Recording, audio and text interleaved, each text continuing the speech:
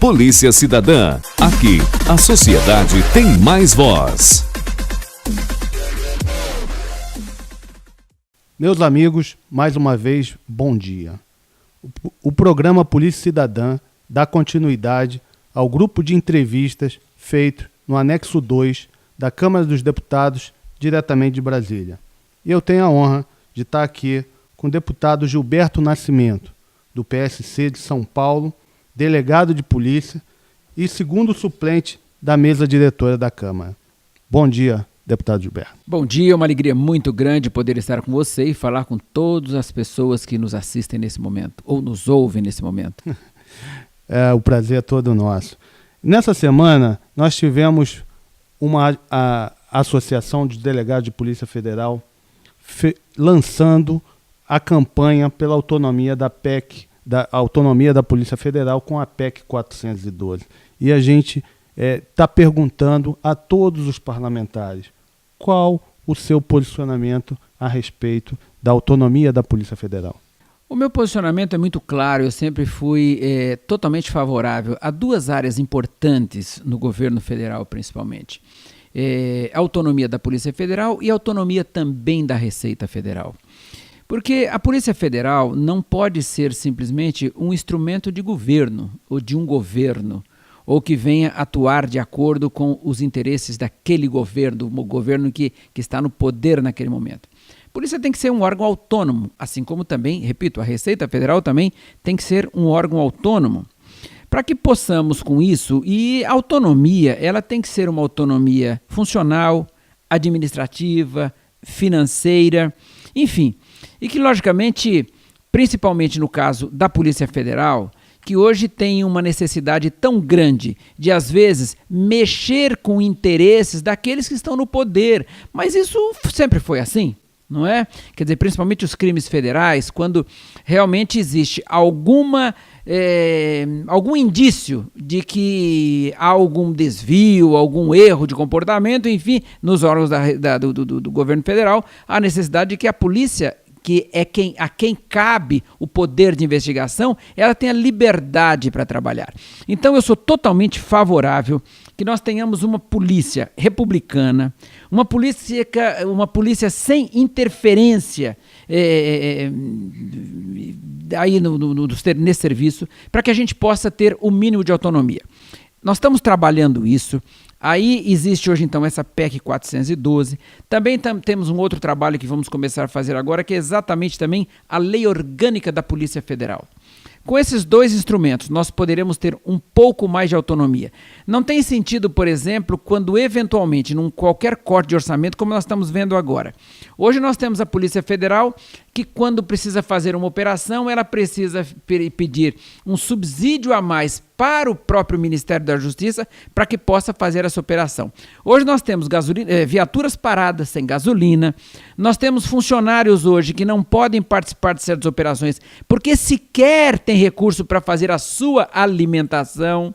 Não é? Quer dizer, então hoje a polícia infelizmente está parando. E está parando por quê? E mesmo assim, eu quero deixar aqui os meus parabéns à Polícia Federal, que tem feito um grande trabalho. Agora, feito um grande trabalho exatamente com os poucos recursos que eles têm dado. Agora, na hora que nós tivermos uma autonomia, nós tivermos um orçamento próprio para a Polícia Federal, aí sim, o próprio diretor-geral da Polícia Federal pode fazer um planejamento e dentro deste planejamento, com previsões claras, poder fazer um serviço muito melhor pela população. E aí teremos várias operações lava-jatos, né? Porque é muito fácil fazer propaganda na mídia falando que dá total autonomia da Polícia Federal, porque nós sabemos que no inquérito, na investigação, realmente não se pode, né, ter nenhuma interferência, porque o delegado de polícia, enquanto autoridade policial, ele não permite, a investigação é própria da sua função. Mas, se no âmbito dessa investigação você tem que deslocar homens, você precisa de viaturas e esses recursos não são passados, acaba interferindo na própria investigação. Claro, exatamente pela falta de recursos materiais. Quer dizer, uma coisa é você dar autonomia para não, você pode fazer a investigação, mas tá bom, eu vou com o quê? Bom, a viatura está sem gasolina, o policial que deveria estar com você terminou o plantão dele, ou então era de almoço, ele não tem onde se alimentar. Quer dizer, então, a hora que falta recurso, automaticamente toda a operação ela fica prejudicada. Então, quando nós falamos, inclusive, que a autonomia, logicamente, precisa começar pela autonomia financeira, é exatamente na condição de dar instrumentos de trabalho para que as investigações possam ser feitas. Até porque, veja bem, Cleiton, o delegado de polícia é alguém que é vocacionado. Só faz polícia hoje quem é vocacionado. Porque viver com os salários que um delegado de polícia, eu digo isso como delegado de polícia, um delegado de polícia vive. Viver com as condições de dificuldade e tensão a cada momento. Eu tenho dito que os nossos colegas não são mais felizes, não é? E por que não são felizes? Porque vivem com medo. E ninguém é feliz vivendo com medo. Então hoje nós estamos no risco de estar... Nós temos aí alguns colegas que hoje já não querem que no prédio que ele esteja morando, na casa que ele esteja morando, que eu diga o seguinte, olha, ele é um delegado de polícia.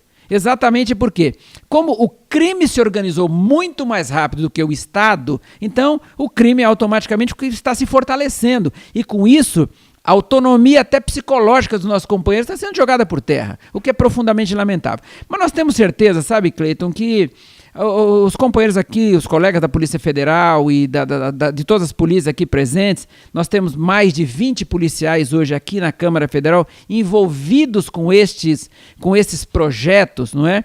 Estão todos preocupados e entendendo que temos que dar autonomia o mais breve possível, depois provavelmente trabalhar as assembleias legislativas também para que as autonomias cheguem também nos seus estados e assim por diante, para que a gente possa ter uma polícia livre, uma polícia cidadã, como a gente costuma dizer, mas uma polícia que tenha instrumentos e capacidade, vamos dizer, de instrumentos para que possa fazer as investigações e poder resolver o problema da criminalidade nesse país. Deixa eu aproveitar um pouquinho da sua experiência, vindo de uma cidade, né, tão grande, de um estado tão grande quanto São Paulo, que é a locomotiva do Brasil.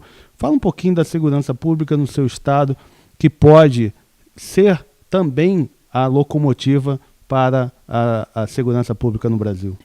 São Paulo tem até uma posição um pouco mais privilegiada em relação a outros estados, como nós temos visto aí pelo país afora. Nós temos hoje, em média nesse país, 37 a 40 homicídios por grupo de 100 mil habitantes. São Paulo, felizmente, nós estamos com 8 ou 9. É pouco? Não, ainda é muito. Nós gostaríamos de ter crime zero. Eu digo crimes contra a vida, homicídios, não é? São Paulo nós temos ainda uma estrutura muito grande. É um estado com uma polícia muito firme, nós temos lá mais de 100 mil policiais militares, nós temos mais a Polícia Civil com aproximadamente 35 mil homens e mulheres, portanto temos ainda uma estrutura muito interessante. Um estado que é um pouco mais organizado, tem estradas para chegar em todo lugar, em todos os lugares, os nossos municípios estão todos eles com a presença tanto da Polícia Militar como da Polícia Civil, as guardas metropolitanas também ainda atuam muito diretamente, porque as prefeituras gozam de um certo privilégio ainda financeiro e podem também investir em termos de segurança, que logicamente é o papel do Estado, mas os municípios fazem exatamente o que o Estado também não consegue fazer tudo, mas enfim, aí se completam. Agora, é claro que o problema de segurança pública não é um problema fácil.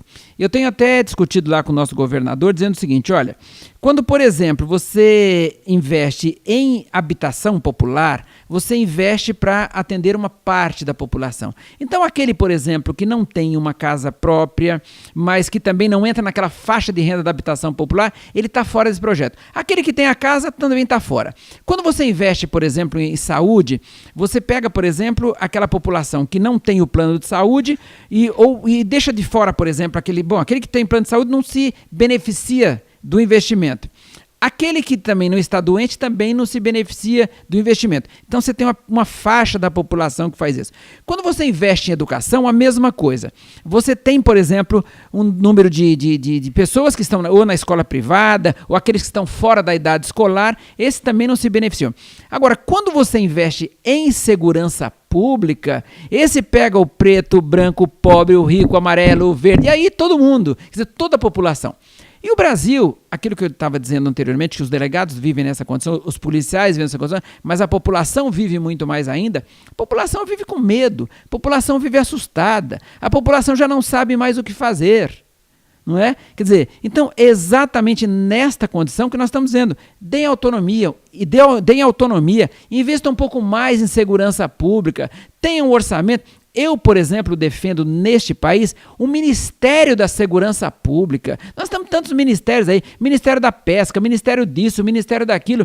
Agora, aquilo que é essencial para a nossa população, que é a segurança pública, infelizmente não tem sido programa de governo essa questão da segurança pública. Então é uma coisa, bom, vamos resolvendo, vamos agindo, vamos vendo como é que são os índices. Então, numa região que o índice é maior de criminalidade, atente-se um pouco mais aqui, atente-se um pouco mais. Não é isso que nós queremos. Nós queremos uma política de segurança pública, uma política mais perene, uma política mais abrangente, uma política em que o nosso cidadão sinta-se protegido pelas autoridades policiais. E isso nós só vamos conseguir quando tivermos autonomia. Por isso que digo, autonomia já. Nós é que agradecemos todas essas palavras. Estamos aqui com o deputado Gilberto Nascimento, do PSC de São Paulo, delegado de polícia, e deixo a oportunidade para seu recado final para a sociedade que nos ouve. Olha, eu quero dizer aí à nossa população o seguinte: nós entendemos que o Brasil é maior que a crise. Nós vivemos um momento, esse momento eu tenho expectativa que vai passar, num país onde nós vivemos atolados pela dívida pública. Esse é um assunto que eu tenho tocado muitas vezes aqui, um país que gasta 3,9% com educação, 3,8% com saúde, 0,23% em segurança pública do governo federal, mas gasta 46% de juros do serviço da dívida. Onde é que nós vamos chegar? Não é? Mas nós estamos trabalhando por isso, estamos brigando aqui no Congresso Nacional para que a gente tenha uma auditoria da dívida pública, até para saber para quem nós devemos, que o Brasil também está tão desorganizado nisso, e que as pessoas hoje, nós pagamos impostos tão altos, mas infelizmente o serviço que temos de retorno é tão pouco.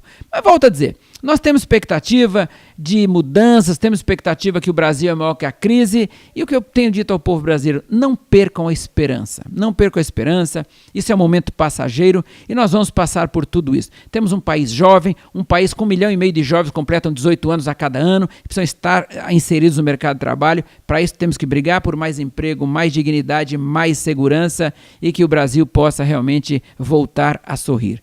Nós acreditamos nisso. Muito obrigado pela presença, fique conosco. Aqui a sociedade tem mais voz. Polícia Cidadã. Aqui, a sociedade tem mais voz.